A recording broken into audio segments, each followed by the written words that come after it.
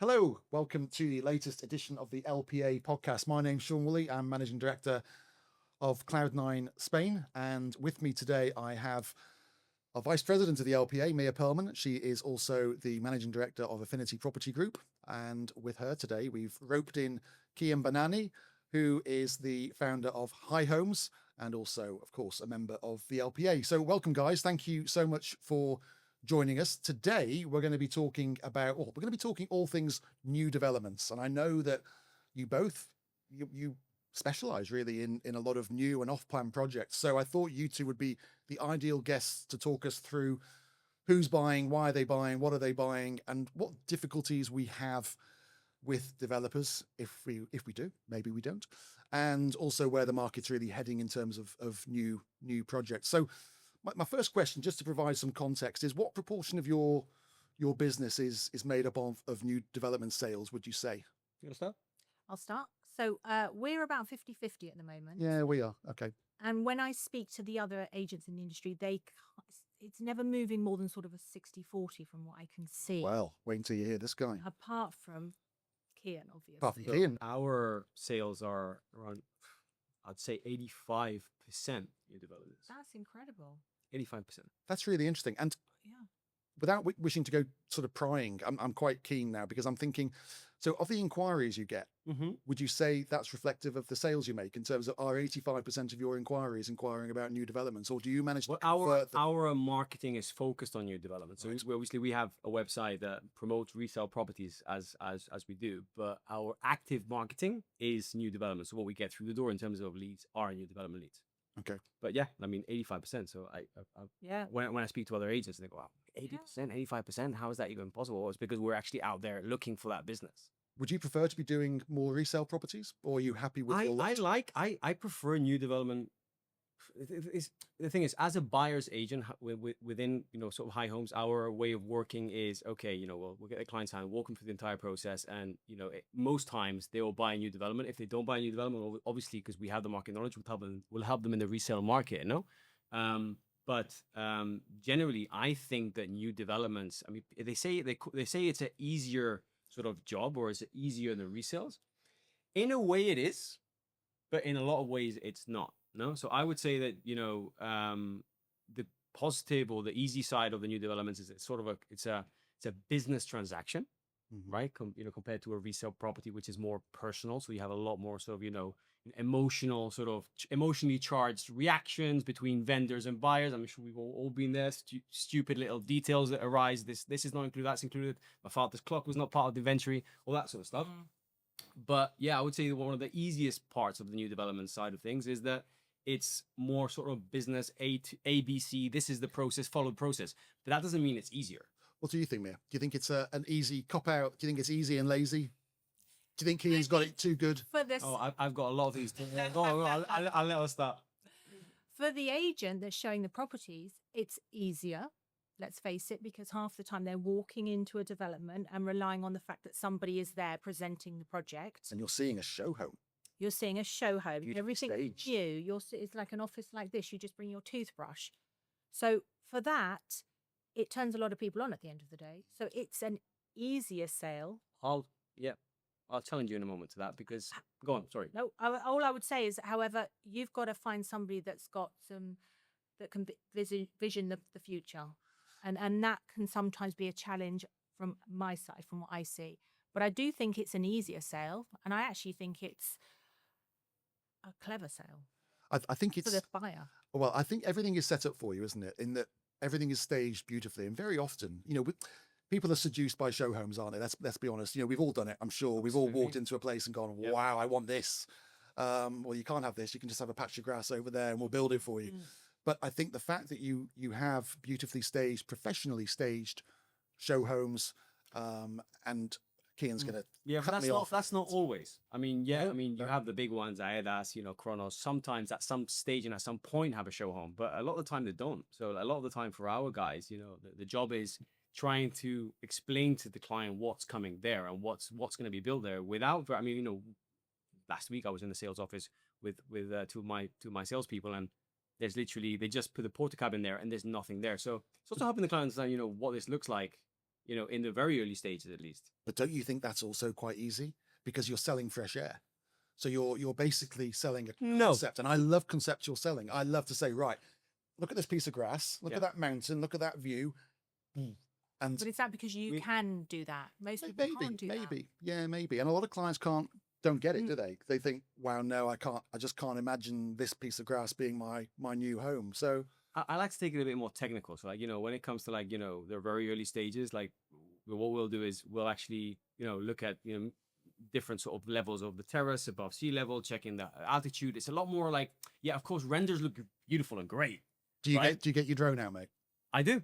I've you know how many times I've cut my finger, you know, getting my drone. Actually, Mark will know this. I was showing a client this beautiful apartment in Seoul, Marbella, right? And the only detail I had was how many meters above sea level the terrace was. So I was sort of wanted to prove there was a sea view. So I took the drone to, you know, that level. Anyway, I cut my finger, but that's one of the good uses of technology in the off-plan world. Yeah, Definitely. Okay, so why do clients buy new build? Because obviously the one thing we haven't mentioned so far is the potential wait. So, you know, if you're early into these projects, you might be waiting 2 years, maybe even more, to live in or stay in your new home. So why are people buying new builds over resale stock? Because there was a report out recently, I think it came out today, that I think the market for new builds has risen much faster than the market for resale properties in the last 12 months. So obviously they're attractive for people. Why? I think they're attractive for people if that person can see something else that developers built. They have something to work from, because ultimately it's a little bit of a risk. You know, you are buying fresh air based on a floor plan and a render. But ultimately, if you do make that purchase, I've bought 4 off-plan properties in the past few years. I'm still waiting for one to even get its license. So there's the pitfalls, by the way. We'll come on to that. I mean, that's one of the risks, of course. That's one of the risks, you know, and it had, you know, luckily I have a place to live, but had that been my main place to live, I would have missed the market in that time waiting for that license. Absolutely. Yeah, I agree. Yeah. So there really are pluses and minuses, but honestly, I think it's a great purchase in off-plan. I really think it's a great purchase because you're getting your 10-year building guarantee. You're getting something. It's the newest property on the block by the time it's completed. If you look at the last 10 years of this market, it's only risen. We haven't had a fall. It's likely to plateau out. Yes. Is it likely to fall? Pretty unlikely, given that the banks aren't overfinancing at the moment.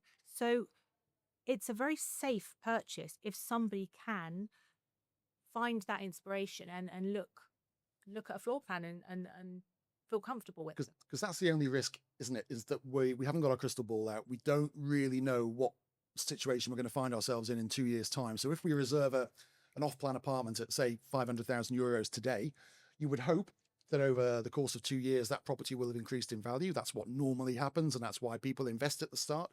But there's always that sort of doubt in your mind. What if the market falls? What if that 500,000 apartment is now worth 400,000 at completion and you need a mortgage? And it's like, oh my goodness, all of a sudden the banks aren't going to give you the mortgage you need because the property's fallen in value.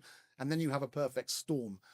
Now, I'm guessing because the market has been very buoyant over the last several years that we haven't really seen that happening recently. But I know that it did happen during the financial crisis. The thing is, Sean, as well, is like, you know, not all developments are good deals, right? Like just because it's under construction or it's off plan, you know, like that's sort of, you know, what's generally said. It's like, you know, if it's under construction, if it's off plan, you know, I should be getting a good deal. But developers nowadays are pricing properties that off plan in some cases at market price because they don't want to sell out too fast, right? So like, you know, it's only a good price if you jump in at the right time. And like, you know, being active ourselves in some new releases or new launches where you've got like pented up sort of agents waiting at the door when a development comes out and it's like, you know, crazy, right? At that moment, you'll get a very good deal. And I myself bought in Lacoon, which is in Floriola, right? And that one the Prime Invest brought up because I think it's a great development as a sort of, you know, as an investment for rent out or to sell in the future. At that moment, it was great, right? Like at that sort of window of time where the project was well priced. If you go and open that Kula today, you open the prices of Prime Invest. Is it now interesting? In my opinion, no. And it's because, you know, what developers do is they're controlling stock prices and they don't want to sell out too fast. And then, you know, they start selling too much, bring prices up, and there's a constant battle of, all right, you know what, I'll put all these prices at 20% or at market price, and if they buy them, I'll make a good return on the investment. If I don't buy them, I'll slow down the sales sort of speed, which is what I want. It has to work for everyone, doesn't it? Would you then take it upon yourselves if you had a client that was out with you looking at off-plan developments, if you felt that way about a project and you thought, would you tell the client? I tell 100%. That's part of as you guys do is exactly the same thing. It's part of the buying process, helping clients, aiding. Like sometimes we tell a client, hey, you're buying a new development that's going to be finished in a year time, and that's market price. Yeah, that's market price. Like there's literally no benefit economically in you buy. Okay, you like the concept, great, buy it, right? Because it's a unique concept. But there's a lot of cases. I'd say like 50% or 40% of the developments at the moment in the new Golden Mile, for example, are pretty much at market price. And there's still a year away to delivery. It's crazy. So why wait a year or 2 years if you're paying market price? I mean, are people happy to wait? I mean, do you find your clients, do they want to wait 2 years, or do they want something now? I mean, life's short. Maybe I'm getting older. I mean, we tour a volume of clients. We tour about 100 clients a month. Wow. And if I took that section, like I can take March, for example, how many of them are happy to wait? The answer is 0, right? What? Yeah, they all start. They want it straight away. They want their cake right now. But once you educate them, they pretty much know they're going to have to wait a little time. Yeah. But we've got a client going out tomorrow, I think. And they, as the first client I've seen this year, that said, I'm happy to wait until 2027. And I was like, wow, quick.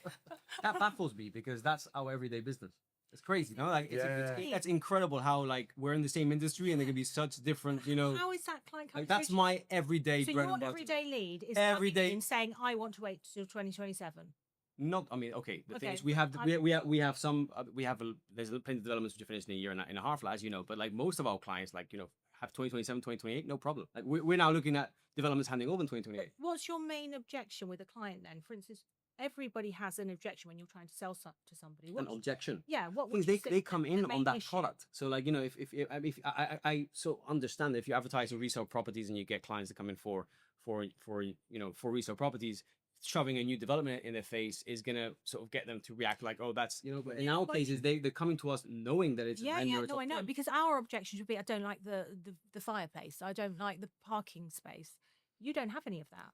Yeah, we do. Really? We do. Yeah, I mean, at least 100%. We go into a lot of depth when it comes to our property tours and developments, and maybe a difference between, for example, you guys and us is maybe in a tour 50% of what you're showing is resale and 50% new developments, but in our tours 90% is new development. Really? So we go into into what they call into the weeds, comparing floor plan. The floor plan, the conversation we're having is, hey guys, this show home is 35 square meters. Keep that in mind because the next 3-4 developments you're going to be looking at, this is your reference. This is the only show home we got today. And the objections are the amenities, obviously qualities. Qualities is a big thing. Qualities is a huge thing. And that's something that, I think a lot of the, we're talking about inexperienced agents before.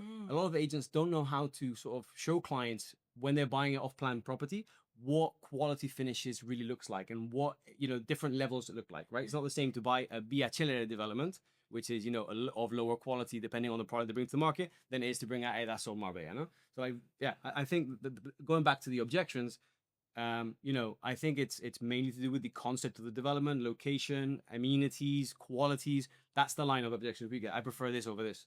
Wow. Does that make sense? What about making money, which we all like to do, I'm sure? What about the clients? Are they buying mainly because they like the project, they like the specifications, they like the area, or are they thinking, I might make a bit of money on this as I wait for completion? Is how much of it is invested? The thing is, to make money, we recently did a video on this. To make money in new development, you need to buy really effing well.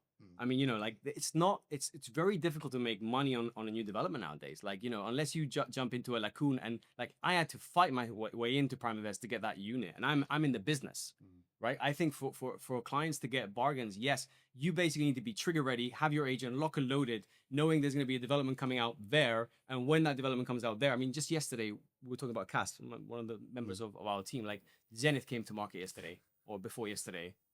Zenith, right? That was literally gates open and the balls are running, Yeah. and like we're trying to like, get our clients in first, and that's our day-to-day in new development, right? I think we had a bit of a bun fight with you Really? over a couple of units. Yeah, we had an investor who wanted 2 units, and someone had sold them, and then they put the prices up by 20,000. Anyway, that's another. Yeah, but that's it. So that's a perfect example. And this is the only thing I don't like about how developers are acting now, you know, and this is maybe something that LPA, you know, as a, you know, as an association, something we need to address is I think developers need to stop, you know, treating the market the way they do. They command the prices, they command their terms, but it's not correct. Like that's what happened with Zenith. It's like, okay, they now get 3 or 4 reservations. They get flooded by buyers. And then they've got a bunch of people waiting the door to come in the next day, and they go, "Sorry, guys, Let's charge that more. Let's charge and that. it's your problem." Like, okay, Yeah. listen, Mr. Developer, I'm gonna go back to my clients. I'm gonna lose sort of, you know, I'm gonna have a problem with my client, and you're not really helping me here, no? But yeah, you Also, half of those reservations fall out of bed. well, So- yeah. And that's the other thing. And then you've got this. Well, I bet I like that one. Fall So out you of said bed. I'm gonna steal that one from me. That's So I got pleasure. big me up. but this media frenzy or Frantic thing, frenzy, yeah. you know, doors open, let's go. Yeah. There are people that are speculating and they're putting down 6,000, which is refundable because sometimes the development doesn't have a I license. know. I'm going to get on to That's that. no yeah. commitment. So I agree. you've invested in I think you said 4 off-plan properties. Have you, without going into too much detail, have you been happy with your financial returns on them? Yeah, I mean, there was one Golden Mile development which was fantastic, and you know they released it and nobody touched this project when they released it. I can guess which one it is without even knowing. Yeah, because everyone thought there was something wrong with it. Well, because the prices were a bit wonky. Yeah. From TM Group, yeah? Yeah, Yeah. Yeah, that was insane. Insane. Yeah. That was right? insane. Yeah. Yeah. I was I like, jumped in. I think at the right time. Mia did quite well out of that I one. think Yeah, I know, yeah. maybe there is something wrong with it, and I'm in the industry, and They just priced it incorrectly, spoke didn't to- they? They just they just got the price wrong. You know, it was like just a perfect storm. Perfect. So that worked really well, and I took a few people in with me for other units. Go, buy, because and then they stopped me. So at unit number 8, they're like, "No, you're out." Yeah. And I'm like, "Wait, what? Yeah. I've got so many people. I'm ready for You're this." starting to think, hang on a Yeah, minute. yeah. Yeah.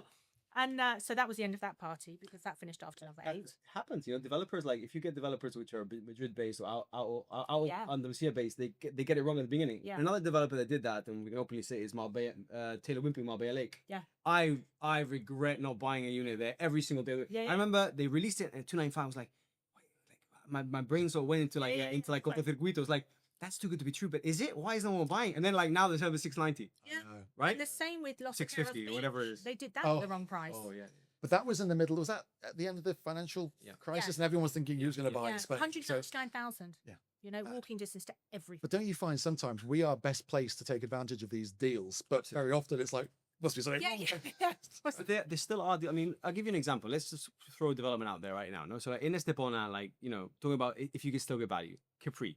Okay, they just launched for phase number 3, right? So phase number 1 practically sold out. Phase number 2 practically sold out. Capri phase 3 comes to market. A 2-bed for 300 and don't quote me on the 342,000 euros. Like, just think about that for a second. 342,000 euros for a 2-bed, nice open views of the valley with all the amenities. That's tremendous value for money. Yeah. Like if I presented that today to anyone at finished, you'd go, Jesus, that's an absolute bargain, right?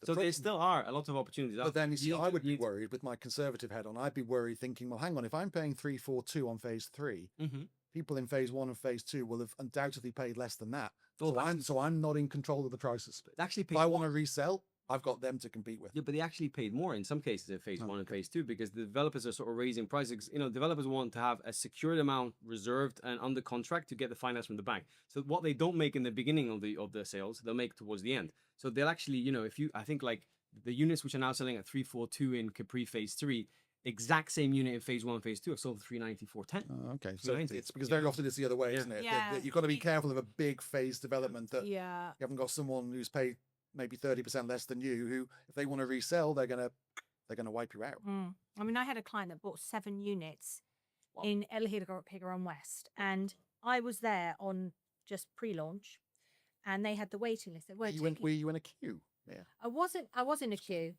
How dare they? How I know. very dare they?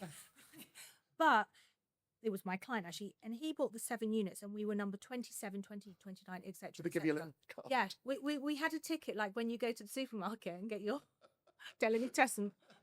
And And what year was that, Mia? And that what was, it? oh my God, I don't know. That was when El Higueron launched. It must have been 2012. Yeah, maybe. No, 11? No, later than that. I think 2018. No? Yeah. Really, that late? Yeah. No, my daughter. No. My daughter Really? was born then. But it was we we were that wrote the name down Yep. of the client times 7. See, I've done that in London. I've queued up. Yeah. Well, I paid someone to queue up on my. And Altos de la Quinta, of course, she did.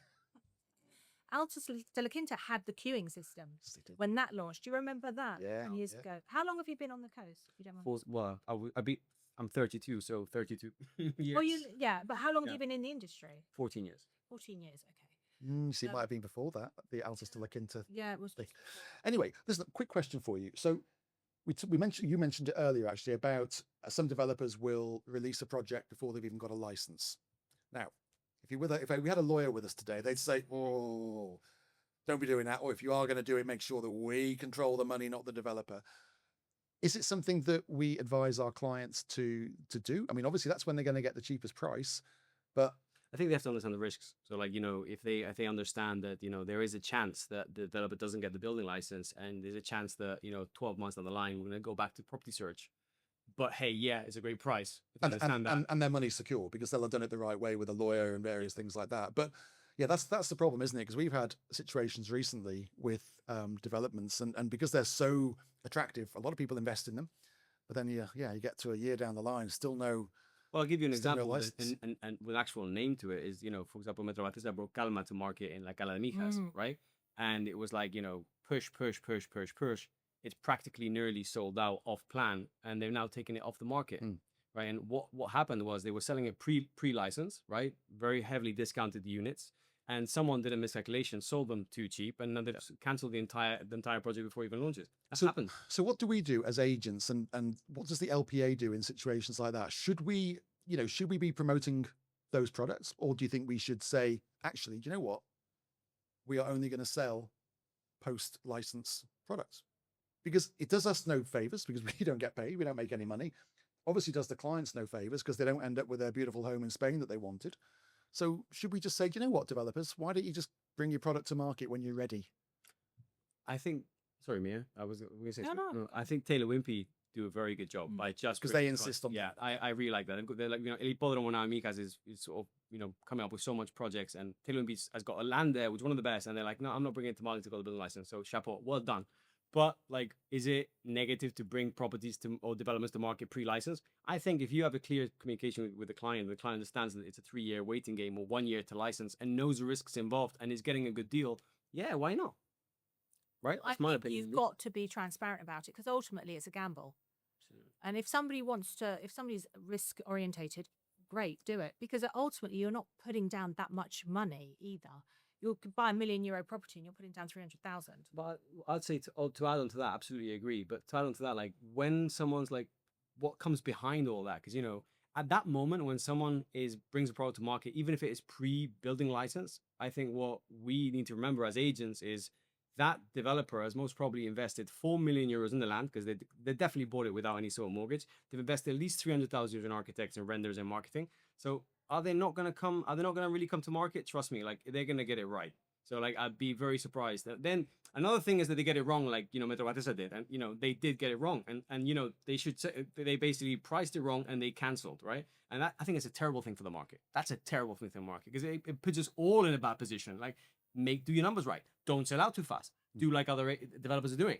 What can we do as an organization? What can we do as the LPA to try and get these developers to, because we've all had it. We've all had the sales pitch from developers, come and invest in this amazingly priced project, blah, blah, blah. Well, yeah, we should be getting the license in 3 months. And you think, okay.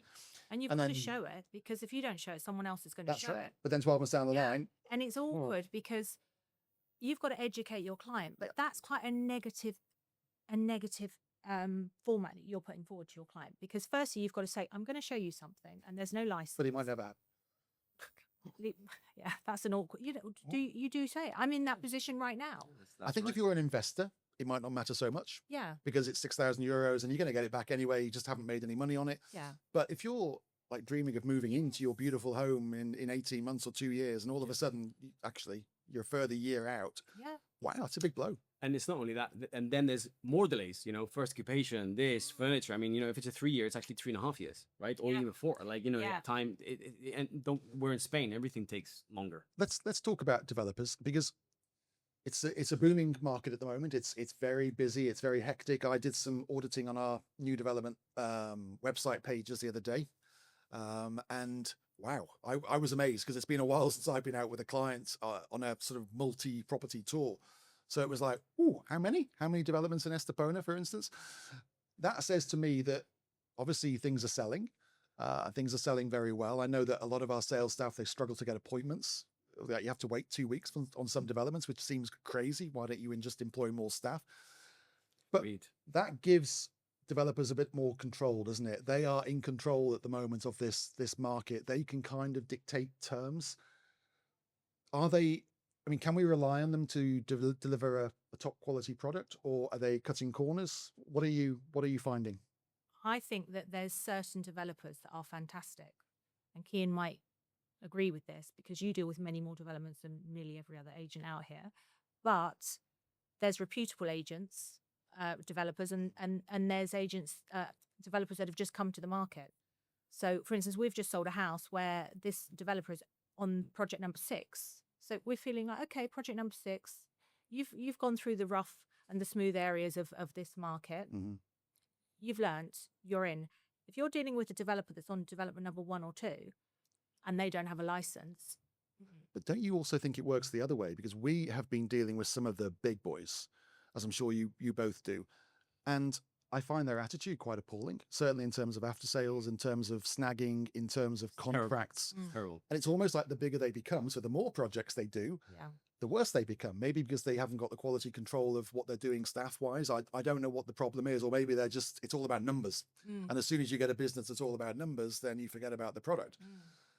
Do you find that, Kian? Because you're out there. When it comes to quality, I think that a lot of buyers are not, you know, properly informed of what the developer builds, or what the qualities they build, right? I think a lot of agents, you know, talking about the experienced agents, or a lot of agents in the market don't know how to interpret quality specs or memoria de calidades. They just look at the document and say, here it is, it's going to look like the renders. No, you need to dissect that document, dissect it.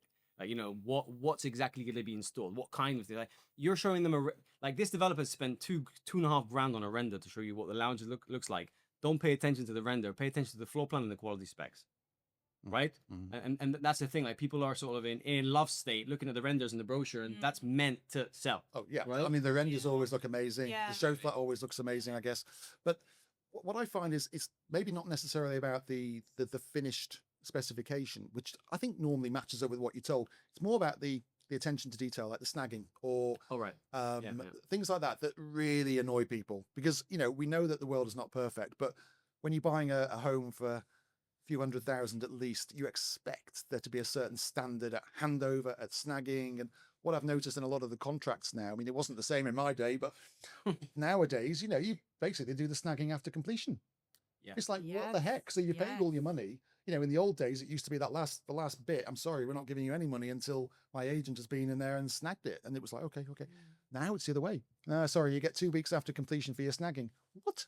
I think for the big developers, they find it very hard. I mean, the big boys, as the Chronos, the big investment funds that you know that bring in different contractors for different projects. I think they have a really hard time with their finishes. And quite frankly, tough, hey? Yeah. I mean, I completely agree. Like, you know, they should. It's something that definitely needs a lot of improvement. And to date, I have not seen, except the small developers, you know, the ones that do villas, sort of liners. I love liner, by the way. I love their quality, attention to detail. You know, from the top of that business to the bottom. That's a great. smaller developer. Exactly. Bespoke, Exactly. But my concern is with the big boys, they just almost become too big and they've lost sight of their customer. I mean, we had a situation about 3 months ago, beginning of the year, and we sold 4 units in a particular development, and the developer had really bad reviews. Now, this developer have sold hundreds and thousands of properties in Spain. They are huge. The very few negative reviews that they hadn't taken them offline. All of our sales fell out. All of our sales collapsed because Because everybody, when they're just about to press that trigger button, Yeah. they are looking for negativity. They are looking for a way out. That's it.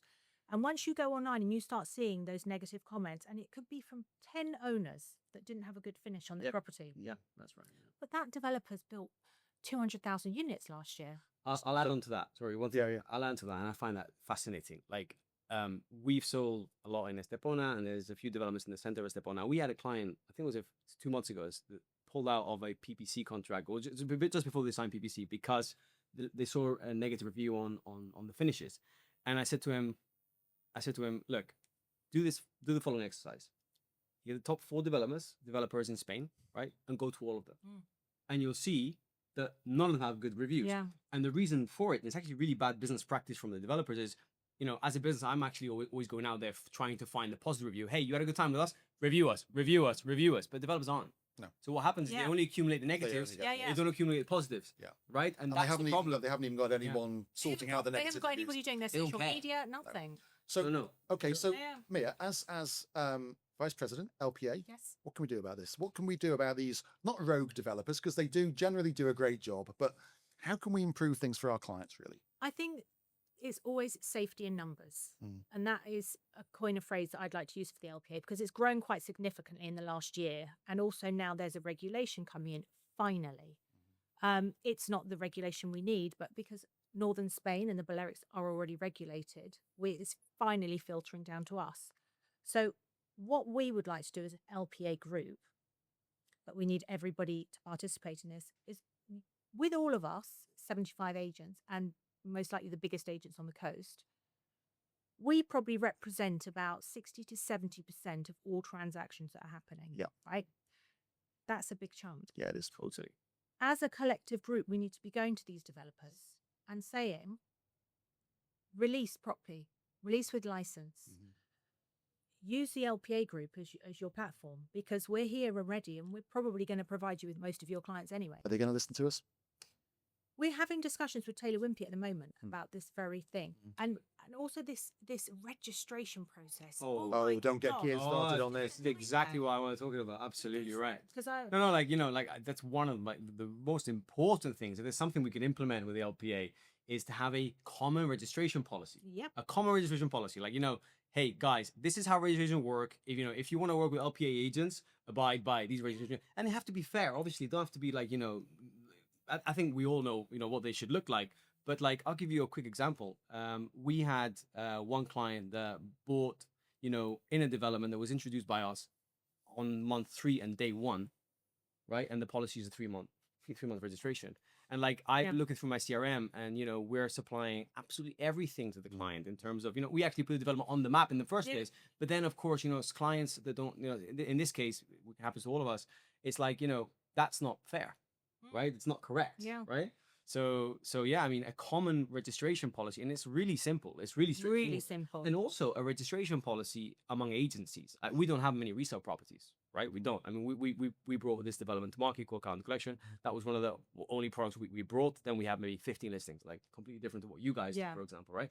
But when I'm, you know, when I'm out and I'm, you know, seeing Mia's properties, or I'm seeing your properties, right? That we all have common grounds. Like, hey, this is the rules of the game. You know, like right now it's like unwritten rules. It should work like this, and it should work like that. But you're it'll be having nice. you're having to have your registration per property now. Yeah. You can't have, you're going to bring me Mr. Smith and I'm going to go, Kian's client is Mr. Smith. I can't do that anymore because Mr. Smith is seeing 500 agents.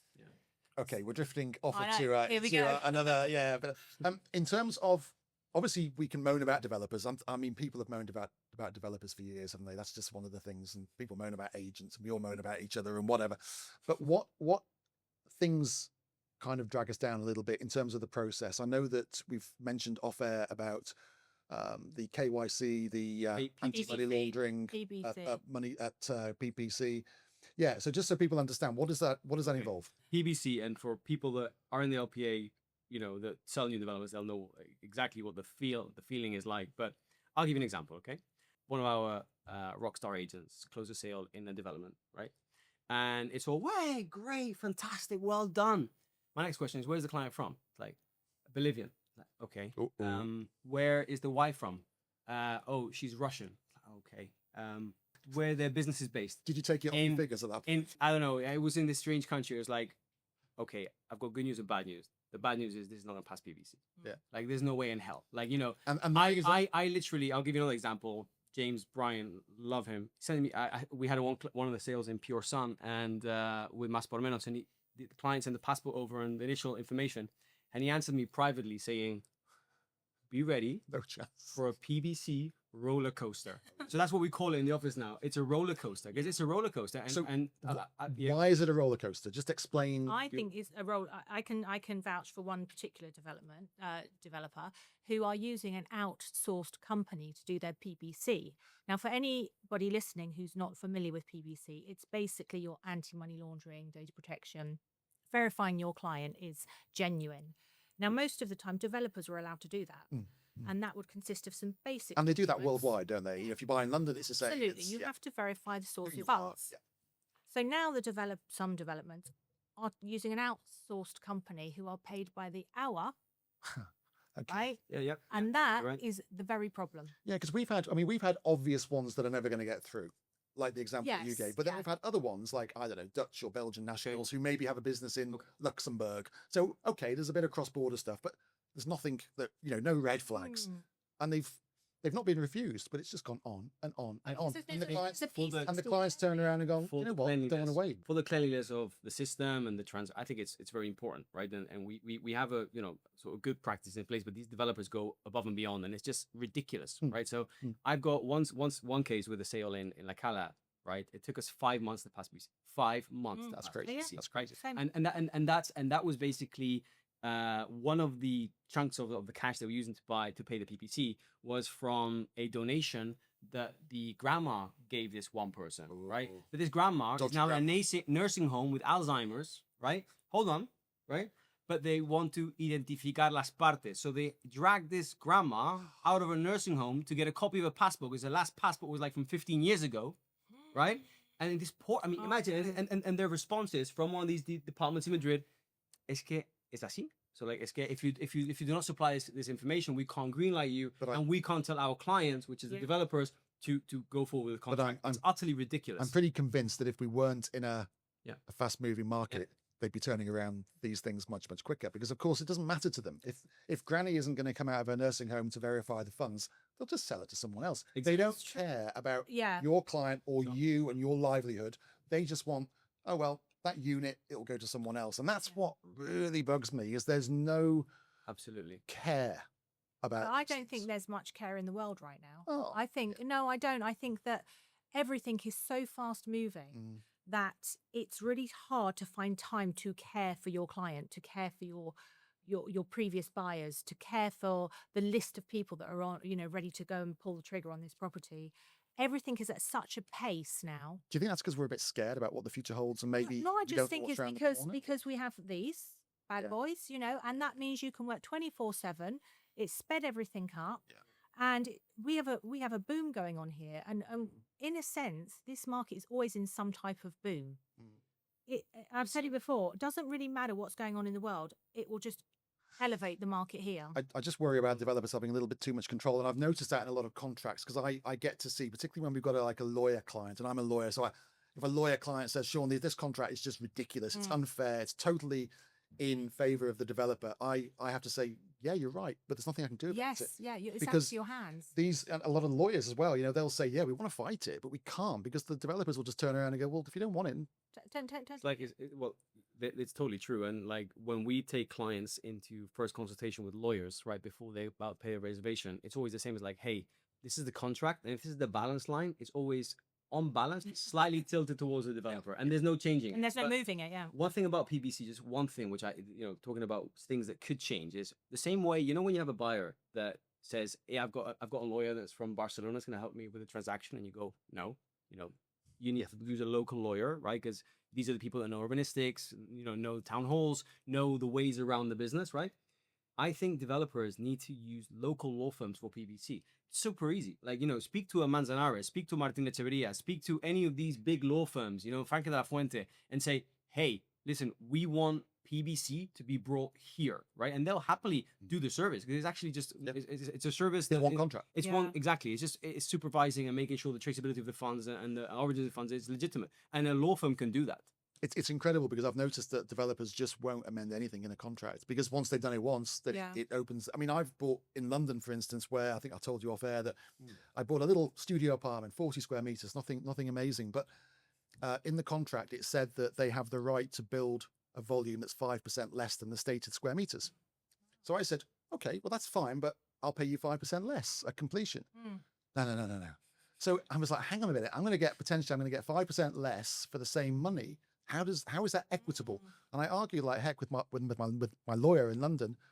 And he was just like, there's nothing we can do.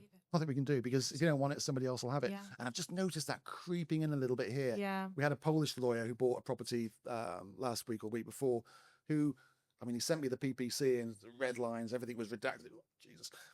And he argued and he wasn't happy, but he got through and he signed it.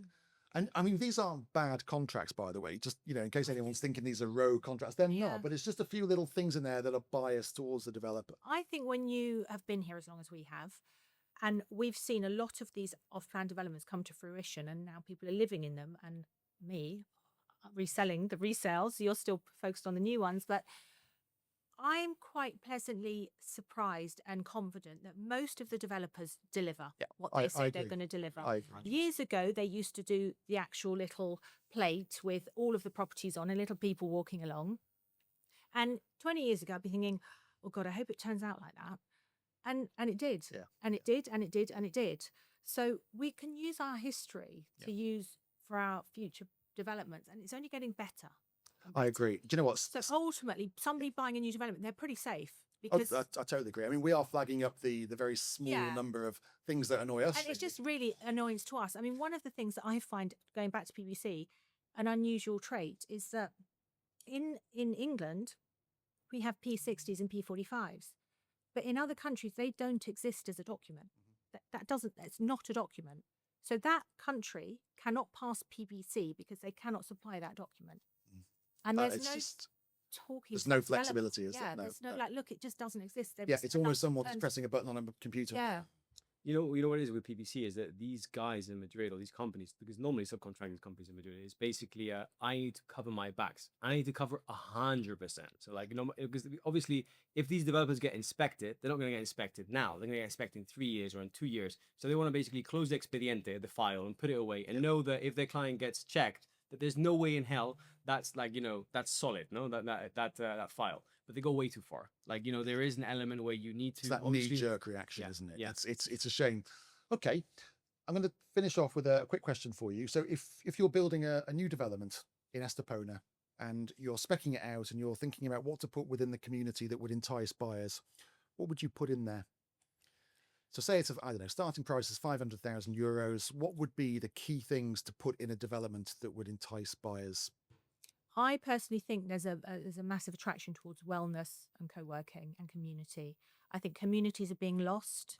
Communication is being lost. And I think if I were a developer or if I was advising a development, I would be saying to bring people together in some format is a win.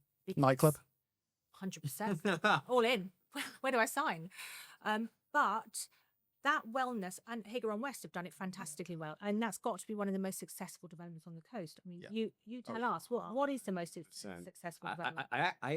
We should need a ranking on them. Yeah, tell me. I was so impressed with Higa on West. Yeah, I was so impressed with, like, you know, from their entire sales process. Like, it was so exciting. Yeah, I walked in there and, like, you know, it was part of a 1, 2, 3 step thing. Get taken on a journey, and now you know, it was like a roller coaster. You know, like, wow, this is amazing.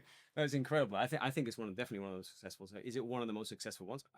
I think it might be. I think it might be. I mean, how many millions they've sold? But what is it, like 500, 600 million? Something ridiculous. It was incredibly ambitious, but you know, the guy behind it, he is ambitious, and he put it together very well in terms of a very slick marketing. But they included a lot of things. So come on, what's your thing that you would add to a development? What would be the a bit of yoga? The ones that we already know, no? So I mean, I think that nowadays you can't build without co-working spaces, wellness 100%. I think you need a bit of a Zen space. I think you need to, you know. Well, that you know, that 100%, 100%. But they do. I mean, there's developers. I love this, by the way. In one of the developments in Stepona, they've got like a yoga lounge, right? And they advertise it as a amenity. And basically on the render, you see like it's basically a terrace, and you got yoga mats. And I go, that's funny. How are they gonna hand it over? It's just a terrace. Yeah. Yeah. But do they, Yeah. No, but something. Sorry, Sean. That I do think, which is actually really cool, which is not used enough, which is not implemented enough, is sort of what's the word? I'm looking for? Huertos. What's huerto in English? Huertos, like a vegetable garden. You know, like Palo Alto did this. That's a great That's really idea. cool. Like Palo Alto have it, and they have a farmers market. Yeah. And I like that. Yeah. You know, it's like Yeah. organic, make your own Yes. organic produce and these things. Yeah. So Never had you down as an organic kind of guy. I love organic. Do Sean. you? I Okay, love sorry. organic. I'm looking at you a completely different light. I noticed when I was doing my auditing of all these development pages, I noticed that every new development in Estepona had one common thing which I hadn't expected, and that was a gym on site, even if it's just the size of this room. Yeah. But every development now has a gym, so that's changed since my day. Yeah. And then you get up to sort of €500,000 starting price and above, co-working spaces included, and very often a heated pool or some element of spa. Because the heated pool thing is interesting, because on 95% of developments on this coast, you can't use the pool for 9 months of the year. Well, a heated pool needs to be covered now. So that means it's using up the space, which is precious space. I know, it's interesting, isn't it? So- But yeah, You're left with a handful of developments that have got an outdoor heated pool. And I know. It's You know something. The only problem with amenities as well. One of the problems with amenities is like developers load them up, and you end up with a development that has so many amenities. Then the community fees are through the roof, that's right. right? Like someone has to pay for all this. Like if you like if you're entering a 60 apartment development and you've got 10 amenities, you're gonna be paying $500-600 a month. Who wants to pay that? yeah. Well, that's it. Then Right, the so, like- comes about, hang on, how much do we need to pay? Yeah. So, in your opinion, then, Kian, what are the top 5 developments right now? Where would you be recommending? I top mean, five? it's Five. such a Go. in what bucket do you put them in? Like in price, quality. Yeah, that's it. East West. I mean, there's so many, but I would say like for example, trendy. Let's start with trendy. For example, Where marine where would you buy? Yeah. Where would you stick for an to investment. Yeah, Well, I recently bought Lacoon. That was quite interesting one because Lacoon technically, I'll tell you why I bought Lacoon. Is I was first reservation was me, right? Yeah, and it's because it's in Laguna de Mijas, so it's technically in Las Lagunas de Mijas, the municipality Laguna de Mijas. Yeah. But it's borderline Fuengirola. Fuengirola has a huge, let's say, rental market for short-term rentals, Okay. right? But Fuengirola has heavy rental restrictions. So I thought like perfect. Like this is a conceptual development, has all the amenities. It's sexy, right? It's walking distance to absolutely everything. And at this moment in time, Mijas, I don't think is going to put any sort of rental restrictions in place. So like perfect. So that's one, right? I mean, okay, it's in a very commercial area, which is a bit of a negative. I'd prefer it to be more close to the But center. would you buy that now, today? Because surely you. I did. Oh, you I reserved one. just It's for an investment. It's only Yeah. a 2-bed, right? Yeah. But then, like if it was for myself, and I love Estepona. I think TM are doing a great job in Marine Hills. I love Marine. We sold a lot in Marine Hills. I love Marine Hills. For example, then if you go into West Estepona, and by the way, like my opinion on West Estepona is that we're gonna see a growth of the area of, let's say, where Única is and where Aidas is. That area, when I first started 14 years ago. And you'll know this, is Costa Galera was the cheap part of town. Mm. Yeah. Like it was all the bank stock that was left. If you had a client with 150K budget or 120K budget, you nip down to Costa Galera and you definitely find stock available, right? Now they're building like €1 million penthouses next to a property that was used for 120. Like, it's mad. Yeah. But I think Cortesín is expanding outwards. So Yeah. that Cortesín area and that entire area West Estepona is going to be super interesting in the next few years. So What Única is another one. What about you, Mia? Any favourite to finish us off? Do you I have know, one I that don't your feel tea like is I'm selling? qualified to answer the question after that because, I know. 85%, 50%. I know.